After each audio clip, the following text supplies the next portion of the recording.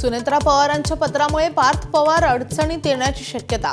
10 मार्चला आयोगाला दिलेले पत्र मागे घेतल्याची सूत्रांची माहिती। 28 जानेवारी ते 10 मार्च दरम्यान झालेला पत्रव्यवहार ग्राह्य न धरण्याचा उल्लेख।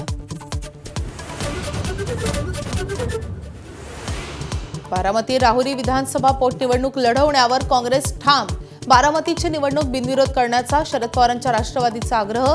काँग्रेसने उमेदवार दिल्यास मवियात वादाची शक्यता। नाशिकच्या दिंडोरीत विहिरीत कार कोसळली। एकाच कुटुंबातील 9 जणांचा बुडून मृत्यू। रस्त्याच्या कडेला असलेल्या विहिरीचा अंदाज न झाल्याने अपघात।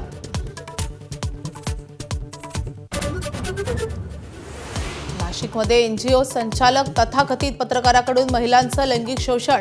आरोपी रवींद्र एरंडेच्या टॅबमध्ये 87 व्हिडिओ सापडल्यानं प्रकरण उघडकीस। गरजू महिलांना नोकरीचं आमिष दाखवत शोषण केल्याचा आरोप।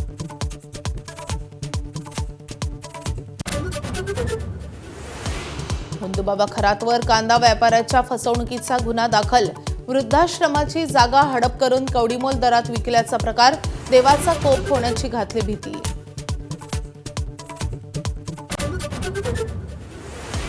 सोलापूरच्या अंजनगाव खेलोबा गावातील तणाव निवळला। जयकुमार गोरे आणि राजन पाटलांची धनगर समाजाच्या आंदोलकांशी चर्चा। मराठा आंदोलकही स्वगृही परतले। पुतळा स्थलांतरित करण्यासाठी जागेची पाहणी करणार। सांगलीतील राम मंदिर चौकात छत्रपती संभाजी महाराजांचा मध्यरात्री पुतळा बसवला। परवानगी घेऊन पुतळा बसवण्याची पोलिसांची हिंदुत्ववादी संघटनेला विनंती। अमेरिकेची 2 लढाऊ विमानं पाडल्याचा इराणचा दावा। F-15 विमानाचा पायलट सुरक्षित, दुसऱ्याचा शोध सुरू। अमेरिकेचा शस्त्रबंदीचा प्रस्ताव इराणनं फेटाळला। एका मध्यस्थ देशामार्फत अमेरिकेनं 48 तासांच्या शस्त्रबंदीचा दिला होता प्रस्ताव।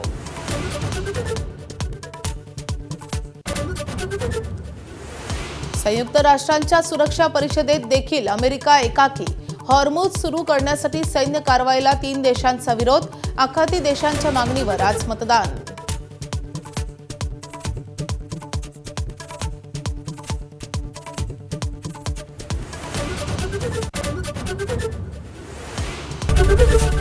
एबीपी माझा, उघडा डोळे बघा नीट।